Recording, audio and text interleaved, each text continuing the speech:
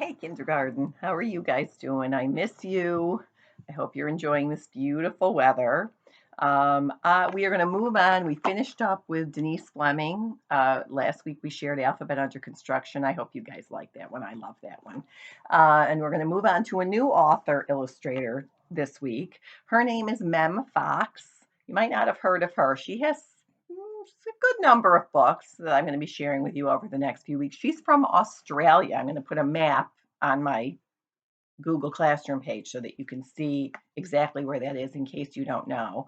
And she started out teaching in a college, and she had a daughter. And when her daughter was little, she noticed that there were no real stories set for kids set in Australia. So she decided she was going to fix that. So she wrote quite a few books now set in Australia.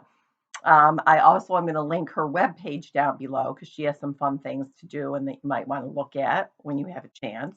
The first Mem Fox book I'm going to share with you is called Possum Magic. Now, possums, what they call possums in Australia, are similar to what we call possums here, but they look a little different. Of course, I think we know since it has magic in the title, we can probably figure out that this is not going to be a true story as it has magic. We wish magic was real, but it's not. So, Possum Magic by Mem Fox. Let's start. So I think I'm going to read it and then show you the page. I think that will be easier. Once upon a time, but not very long ago, deep in the Australian bush, that's kind of like the jungle of Australia, lived two possums. Their names were Hush and Grandma Puss. So we have a little hammock there in the tree, it looks like. Grandma Puss made bush magic. She made wombats blue and kookaburras pink. She made dingoes smile and emus shrink. So she has rhyming in her stories as well. So this is a wombat. These are all animals that live in Australia. A wombat is here, and a kookaburra is a kind of bird. There's a pink kookaburra up there. Dingoes are a kind of wild dog. And emus are great big birds, kind of like ostriches. They don't fly either. So I'm going to just read that rhyming page again. Grandma Poss made bush magic. She made wombats blue and kookaburras pink. She made dingoes smile and emus shrink. But the best magic of all was the magic that made Hush invisible. So here's Hush. You can see Hush by Grandma Poss, but then she's invisible. And I love this page because I love this picture of the books here and the stars that give us that idea of magic. What adventures Hush had because she couldn't be seen. She could be squashed by koalas. Her tail is stuck under this koala's tush here while the koala is eating eucalyptus leaves, which is what they really eat in real life.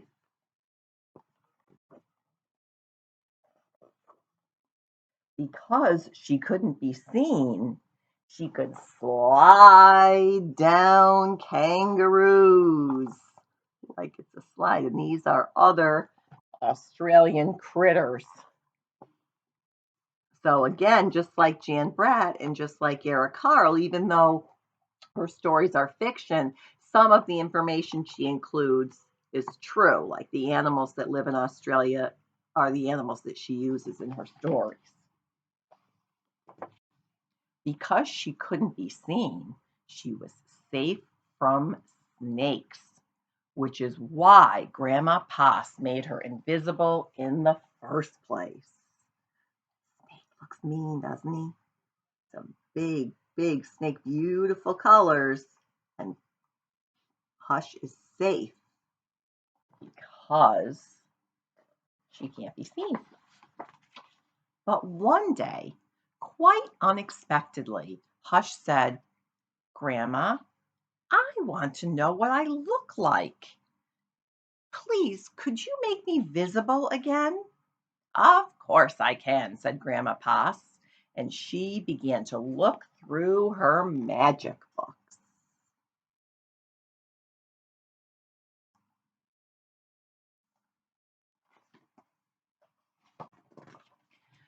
She looked into this book and she looked into that. There was magic for thin and magic for fat, magic for tall and magic for small. But the magic she was looking for wasn't there at all. So Hush is Koala sleeping there. Hush is sleeping up here, hanging from a tree limb, and Grandma Poss is looking carefully through all of her magic books.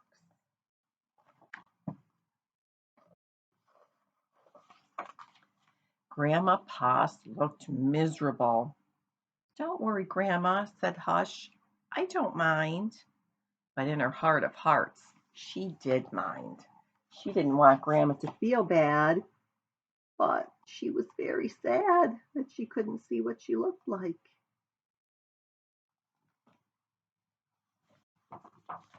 All night long, Grandma Poss thought and thought. The next morning, just before breakfast, she thought, "It's something to do with food. People food, not possum food. But I can't remember what. We'll just have to try and find it." So later that day, they left the bush where they had always been to find what it was that would make Hush sing.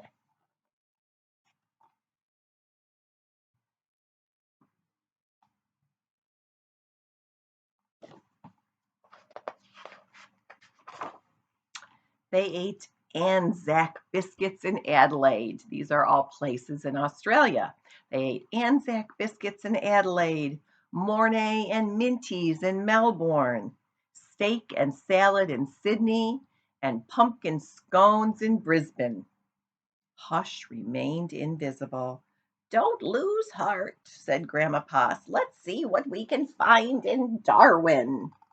So they're traveling and they're eating.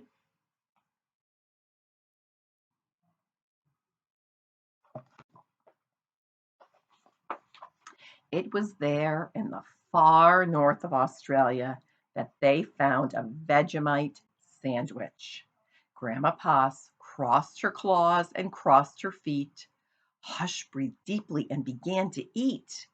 "A tail! A tail!" shouted both possums at once, for there it was, a brand new, visible tail.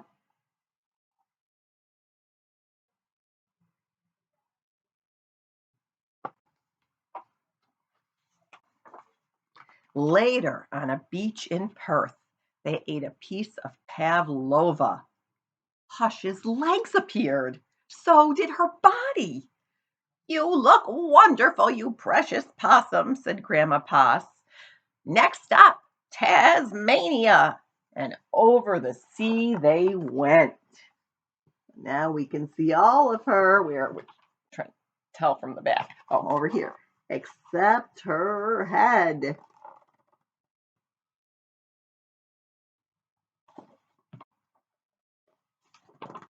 In Hobart late one night, in the kitchens of the casino, they saw a lamington on a plate. Hush closed her eyes and nibbled. Grandma Poss held her breath and waited.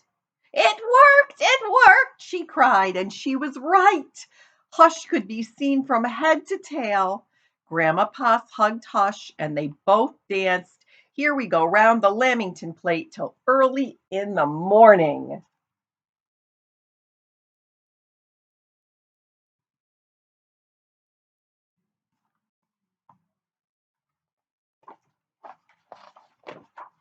From that time onward, Hush was visible.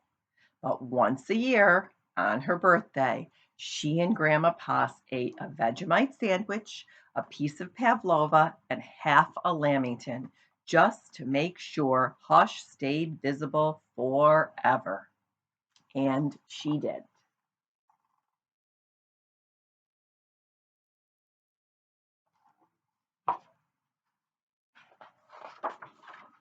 And we have here in the back, and what I will do is put a picture of this on my Google Classroom so that you can see it a little more clearly. We see the route that they take and where they had all of these treats that they ate that finally allowed Hush to become visible again.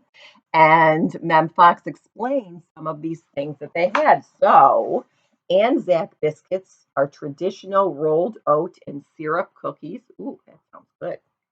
Mornay is a supper dish of fish in white sauce topped with breadcrumbs and browned in the oven. Minties are peppermint flavored nougat candies. I don't know if I would like that. Maybe they'd be like peppermint patties. That would be all right. Vegemite is a salty yeast spread used on toast and in sandwiches. A pavlova is a meringue shell topped with fresh fruits and whipped cream. And a lamington is a square of sponge cake dipped in thin chocolate icing and rolled in coconut. Most of that sounds delicious to me. So I hope you enjoyed Mem Fox. We'll share another one next week. Look at those other links that I'm going to share on my Google Classroom and let me know what you think. Be good. Bye bye.